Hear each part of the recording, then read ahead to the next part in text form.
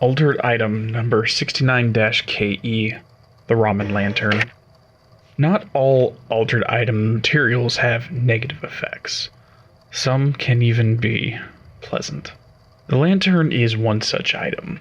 AI-63 is a red Chochin lantern with black lettering. The katakana spells out ramen. It originally came to the attention of the Bureau as a result of a television series. The show was centered on world travel and fine restaurants. The hosts would visit and eat at popular places all over the world. One such stop was a street-side ramen shop in Tokyo. While at the shop, the documentarian was, quote, enthralled by the crimson luster of the lantern, end quote. Research request. If the Bureau already had this specific episode on record, I would like it reclaimed and delivered to me. This quote may be directly from the documentary, or it could have been embellished by the author of the report. Additional data on the nature of AI-69 could be learned from an analysis of the episode. Of course, I won't hold my breath, considering the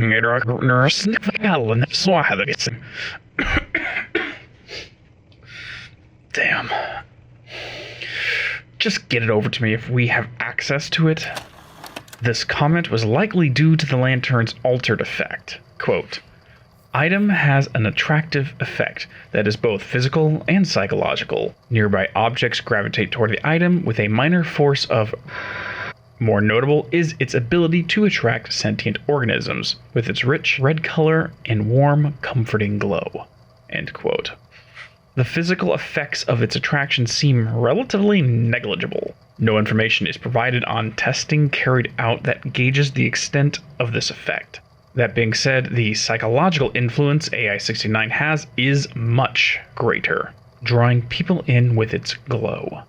Containment procedures advise to keep the cell locked and avoid any prolonged observation of the lantern. Hypothesis. BlackRock does not appear to block this item's effect. However, it seems to dampen it. This begs the question, is it proximity to the item that triggers the psychological reaction in the viewer, or is it the light itself? One method to determine this is simply to black out the glass window in the containment cell and observe if any further effects are experienced.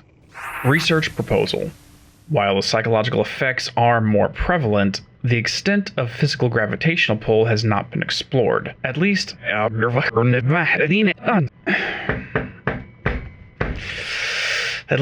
that I have seen. I would recommend experimenting with objects with varying masses placed at varying distances from AI-69. This will help determine the range of these effects, but also if that gravitational pull is equal or dampened by the mass of the objects in question, starting with something like sand and progressing to stone. Another test can be to blindfold the subject. This will tell us if the effect is caused by the light being physically seen or if the red light being cast upon the individual is enough. It is important to note that this item was one of the escapees from the panopticon reported to the director. Influenced by the hiss resonance, it escaped into the clock's threshold. Dozens of clocks were pulled toward the lantern and held against it, given a layer of protection similar to OOP-22. This may be due to the influence of the hiss attempting to protect itself while occupying the host. Observation. It seems plausible that the hiss's influence amplified its gravitational effect on physical objects. The amount of force to easily drag a clock against it far exceeds anything that is likely to have occurred on its own. While the ramen lantern was still in the shop in Tokyo, there were no reports of bowls or eating utensils falling towards the item. The gravitational pull must have been far less than observed during its escape attempt. The reason behind this, again, may have been due to the hiss wanting to protect itself.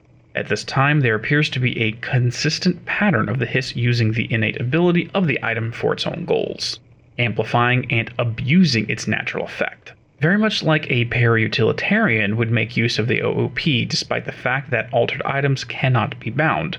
Additional investigation into why this is would be required, but this would require...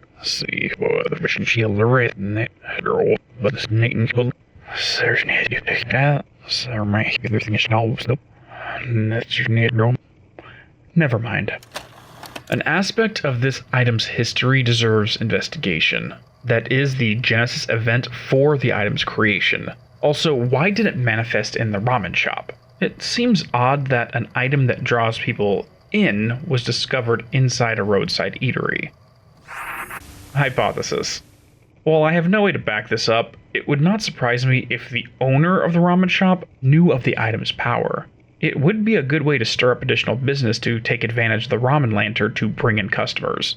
Not only that, but the item inspired an emotional state in the customers that would make them want to stay, make them want to keep coming back.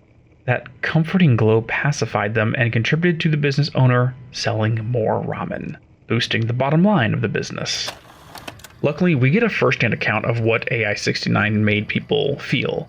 The agent responsible for the background report fell under the influence of the lantern. His experience with it was recorded in his report. Quote, "I write this as I sit beside the very item. Its light is so comforting, so familiar. It reminds me of summer nights when I was a boy. The sun setting, the air warm, the chittering song of the evening insects. The lantern knows we all want to feel safe. At home.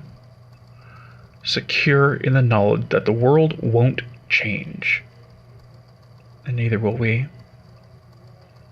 We'll be young and happy forever here in its glow." End quote. Rumination. The item feels like a drug. A promise to return to that cocoon of warm safety. Drawing upon thoughts of better times. Manipulating emotions. Stress over daily lives is something that no one wants to contend with. I know I don't. All I want is to return home. To sit under the tree in my yard. Feel grass under my feet instead of this cold stone. Feelings of safety the lantern inspires in others is addicting. Inviting them to become lotus eaters. Never wanting to leave this aura of safety and deal with the real world again. Is that me? What I've been doing? Locked away in my cell, avoiding the real world, ignoring the reality of the situation.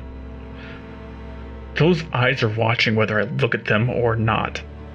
There may be spies all around, walking among our ranks. The hiss is still not gone. Other dangers lie in wait. I can remain a lotus eater and indulge in that nectar. But then I might as well not even be here.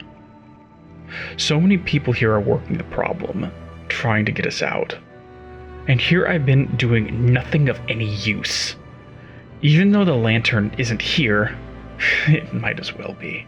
Instead of a warm red glow, the black stone walls are my refuge, hiding away from a different red glow. Maybe I should run away from both, to leave this island and rejoin the ship. Maybe there is something I can do.